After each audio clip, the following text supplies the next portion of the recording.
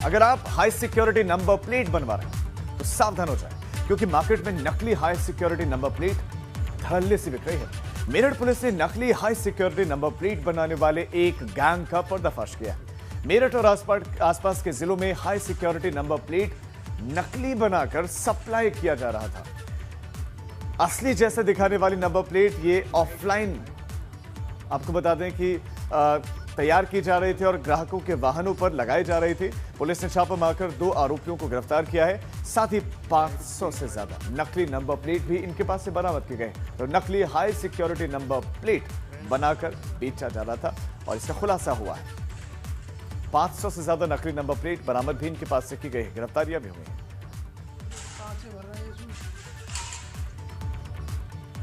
मेरठ में 7 फरवरी को हुई लूट का सीसीटीवी फुटेज सोशल मीडिया पर वायरल हो रहा है। आपको दिखाते हैं कि किस तरह बेखौफ हथियारबंद बदमाशों ने लूट को अंजाम दिया था। हालांकि लूट के 3 आरोपियों को पुलिस ने मुठभेड़ के दौरान गिरफ्तार कर लिया है।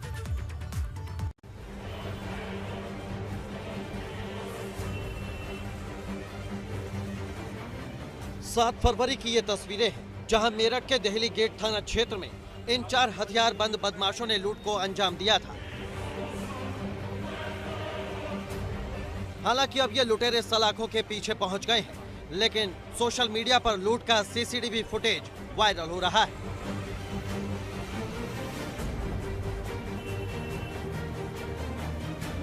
इस वीडियो के जरिए आपको समझाते हैं कि कैसे बेखौफ बदमाशों ने दुकान में घुसकर लूट की थी।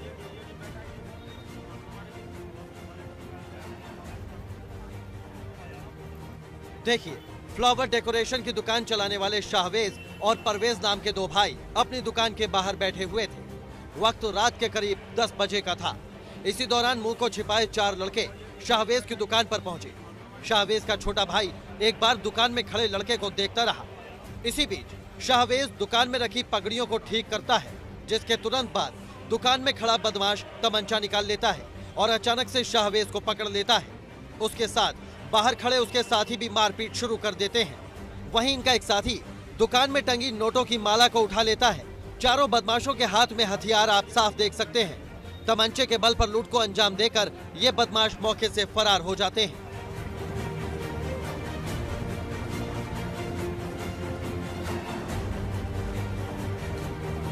ये सीसीटीवी थाना दिल्ली गेट क्षेत्र में ऐसी घटना हो गई थी और जिसका हमारे यहाँ मुकदमा पंजीकृत है और इसमें हम लोगों ने खुलासा भी कर दिया है।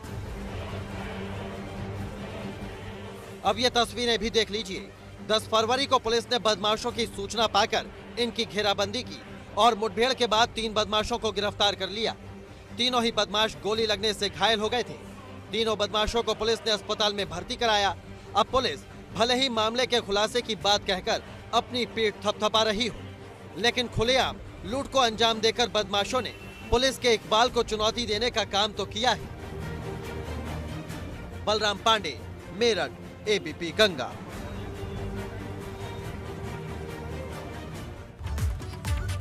शामली पुलिस और बदमाशों के बीच एक बार फिर से मुठभेड़ हुई है। मुठभेड़ के दौरान पुलिस ने 2 शातिर मोबाइल लुटेरों को गिरफ्तार किया है और उनके कब्जे से पुलिस ने 2 लूटे हुए मोबाइल, अवैध तमंचा, 2 जिंदा कारतूस और एक चोरी की मोटरसाइकिल बरामद की है। यह मामला शामली जिले के कांतला इलाके के दिल्ली सहारनपुर हाईवे स्थित द गोल्ड पब्लिक स्कूल के बिल्कुल पास की है, जहां पर पुलिस वाहन चेकिंग अभियान चला रही थी। पुलिस ने 2 बाइक पर 2 युवक आते हुए देखे तो पुलिस ने इन दोनों ही बाइक सवारों को रुकने का इशारा किया। दोनों को रुकने का इशारा किया तो दोनों ही बाइक सवारों ने पुलिस पार्टी पर फायर शुरू कर दिया। फायरिंग शुरू की तो जवाबी कार्रवाई करते हुए पुलिस ने आत्मरक्षा के लिए जवाबी कार्रवाई के दौरान दोनों ही बाइक सवारों को गिरफ्तार कर लिया। पकड़े गए दोनों शातिर लुटेरों के खिलाफ संबंधित धाराओं में मुकदमा दर्ज कर लिया गया है और जेल भेज दिया गया है। खबर अब गोंडा से, जहां पर मुखबिर की सूचना पर गोंडा पुलिस और स्वाट टीम ने कार्रवाई करते हुए 25,000 के नामी बदमाश को उसके साथी के साथ गिरफ्तार किया है। बदमाश के पास से तमंचा, नकद और चोरी के उपकरण बरामद किए गए हैं। पुलिस की गिरफ्त में आए 25,000 के नामी बदमाश सोनू उर्फ भूरे के ऊपर 29 से ज्यादा मुकदमे दर्ज हैं। दोनों बदमाश गोंडा जिले के रहने वाले हैं।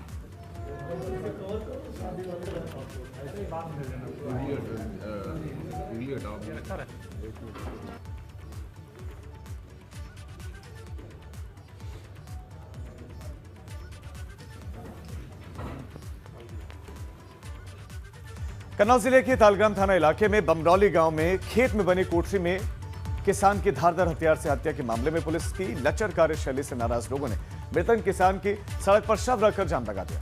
लोगों का आरोप है कि 24 घंटे से ज्यादा का समय गुजर जाने के बावजूद पुलिस अभी तक आरोपियों को पकड़ नहीं पाई। नाराज लोगों ने घंटों तालग्राम छिबरामऊ मार्ग पर जाम लगाया।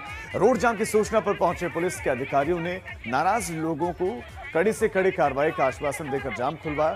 आपको बता दें कि शुक्रवार की सुबह मृतक किसान घनश्याम का शव मिला था खून से लथपथ हालत में कोठरी में। घटना के बाद से पीड़ितों ने पड़ोसी संतोष पर हत्या का आरोप लगाया।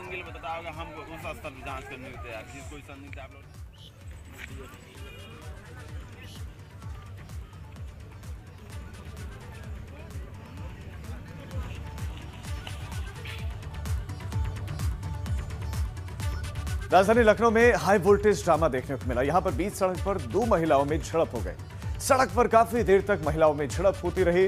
राहगीरों के मुताबिक पारिवारिक विवाद को लेकर दोनों महिलाएं आपस में भिड़ गईं। मारपीट इनके बीच में हुई। वहीं इस ड्रामे को देख पुलिस मूकदर्शक ही बनी रही। ड्रामे के बाद कार सवार महिला और पुरुष महिला को कार मिलेगी।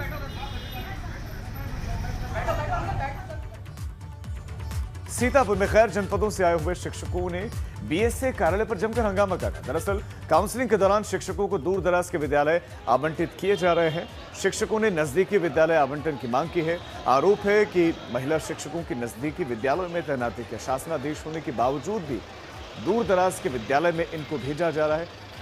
करीब 400 शिक्षक शिक्षिकाओं ने बीएसए कार्यालय पर हंगामा किया। वहीं मौके पर शिक्षकों को समझाने के लिए सिटी मजिस्ट्रेट प्रभारी और एसडीएम सदर पहुंचे।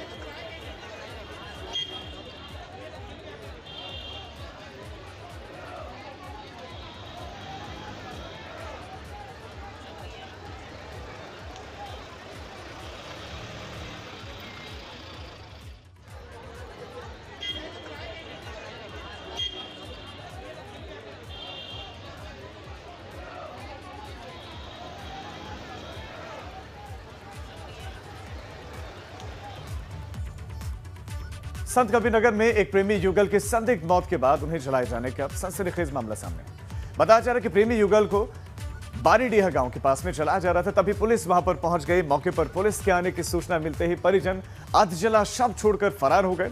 प्रेमी युवक धनगटा क्षेत्र के मूड़ाडीहा गांव के निवासी बताया जा रहा है और फिलहाल पुलिस ने दोनों ही अधजले शवों को कब्जे में लेकर पोस्टमार्टम के लिए भेज दिया है और मामले की जांच की जा रही है। बताया जा रहा है कि दोनों के बीच में प्रेम प्रसंग चल रहा था और कहा जा रहा है कि लड़के ने लड़की को सिंदूर लगाकर प्रतीकात्मक विवाह भी कर लिया था।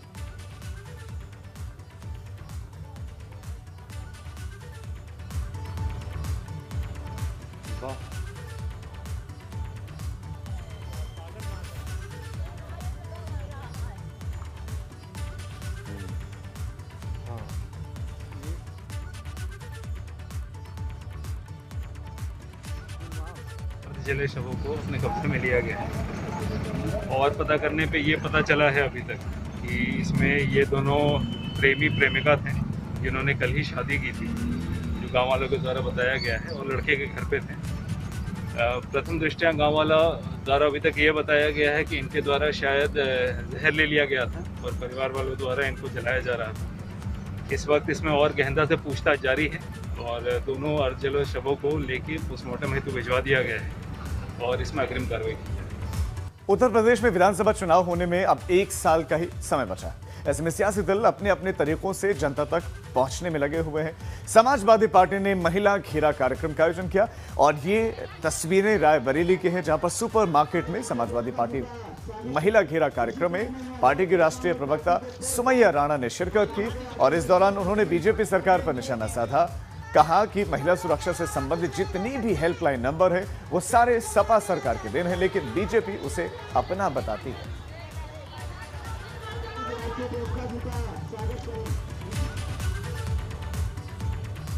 एक्टर राजपाल यादव इन दिनों प्रयागराज के माघ मेले में मौजूद हैं और अपने दिवंगत आध्यात्मिक गुरु दद्दा जी के कैंप में डेरा जमा हुए और इसी बीच उन्होंने मेले के इंतजाम को लेकर खुशी जाहिर की और सीएम योगी आदित्यनाथ का गुणगान किया।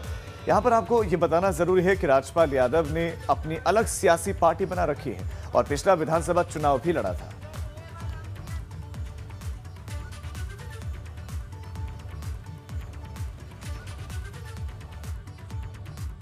जितनी प्रशंसा की जाए उतनी कम। मैं पूरे अपने प्रयागराज के प्रशासन को, मीडिया को, यहाँ के श्रद्धालुओं को और सरकार के इस फैसले को, क्योंकि मैं अभिनेता हूँ, मैं हर दरबार का हूँ, हर घरबार का हूँ, हर सरकार का हूँ, मैं इस सराहनीय कदम के लिए भूरि भूरि प्रशंसा करना चाहता हूँ। ये सोने पे सुहागा जैसा है। प्रदेश के अलग अलग हिस्सों में भयावह सड़क हादसे सामने आए। कई जगह पर लोग घायल हुए और एक हादसा तो इतना खतरनाक था कि एक ही परिवार के 6 लोगों की मौत हो गई। आखिर कहां पर ये सड़क हादसे हुए हैं, इस रिपोर्ट में आप देखिए।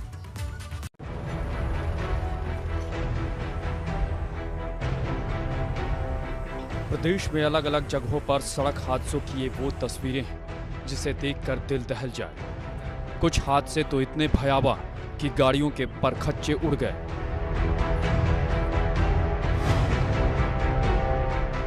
ये तस्वीर कन्नौज की है। यहाँ लखनऊ आगरा एक्सप्रेसवे पर 165 किलोमीटर माइल्स पर घने कोहरे के कारण इको स्पोर्ट्स कार पीछे से ट्रक से जा टकराई। ये भिड़ंत इतनी भीषण थी कि मौके पर एक ही घर के 6 लोगों ने दम तोड़ दिया। हादसा तालग्राम थाना इलाके में घटी। सभी लखनऊ के रहने वाले थे।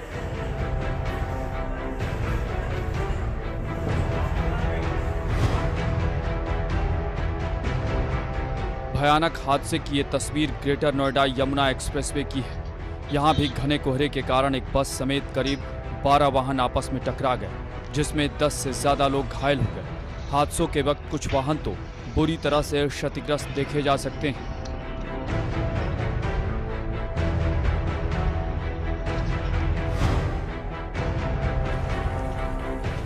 वहीं संभल में भी रोडवेज बस और ट्रक में आमने सामने भिड़ंत हो गई, जिसमें कई लोग घायल हो गए।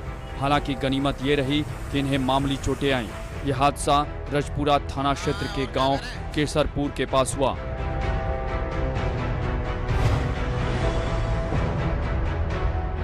हादसे की ये डरावनी तस्वीर फिरोजाबाद से आई है, जहां आगरा लखनऊ एक्सप्रेसवे पर घने कोहरे के कारण 10 से ज्यादा गाड़ियां आपस में टकरा गईं। इस दौरान तस्वीरों में देखा जा सकता है कि टक्कर इतनी जबरदस्त थी कि कई गाड़ियां पलटी हुई हैं, कुछ के परखच्चे उड़ गए हैं। इस हादसे में कई लोग घायल हो गए। यह हादसा थाना सिरसागंज के कटफोरी टोल के पास हुआ।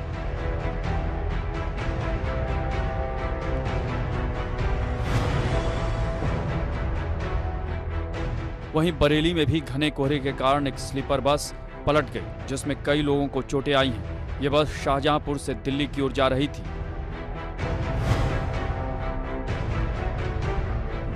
बिजनौर में भी सड़क हादसा सामने आया है। यहाँ तेज रफ्तार रोडवेज बस बिजली के पोल से जा टकराई, जिसमें 10 से ज्यादा लोग घायल हो गए। यह हादसा थाना नूरपुर के अमरोहा मार्ग पर हुई।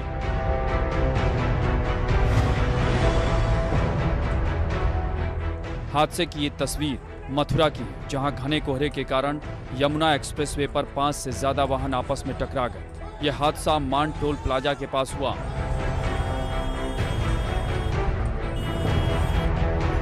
बहरहाल हादसों की ये तमाम तस्वीरें दर्दनाक हैं, जिसमें कई लोग घायल हो गए और कुछ ने तो मौके पर ही दम तोड़ दिया। ज्यादातर हादसों की वजह घना कोहरा रहा। ऐसे में जरूरत तेज रफ्तार पर ब्रेक लगाने के साथ साथ सतर्कता और सावधानी बरतने की है, जिससे ऐसे हादसों से बचा जा सके।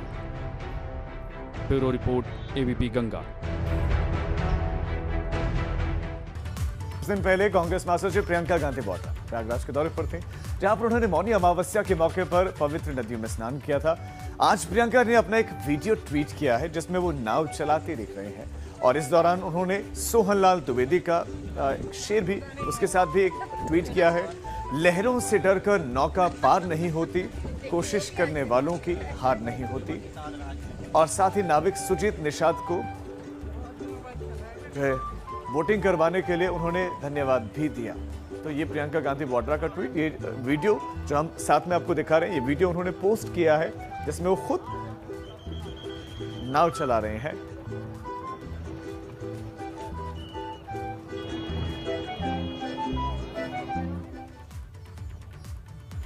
इश्क का इजहार बिना लाल गुलाब के अधूरा है। ये वजह है कि इस बार कोरोना के बावजूद भी गुलाब की डिमांड बढ़ी है। लिहाजा महादेव की नगरी वाराणसी में भी गुलाब की मांग बढ़ गई है, जिसने काशी के फूल कारोबारियों का व्यापार दोगुना हो गया है। वैलेंटाइन डे के मौके पर गुलाब की सबसे ज्यादा डिमांड है। वैलेंटाइन डे के मौके पर अपने जीवन साथी को गुलाब का फूल देने का ये चलन है और कई लोग इस मौके का इस्तेमाल अपने प्यार का इजहार करने के लिए करते हैं।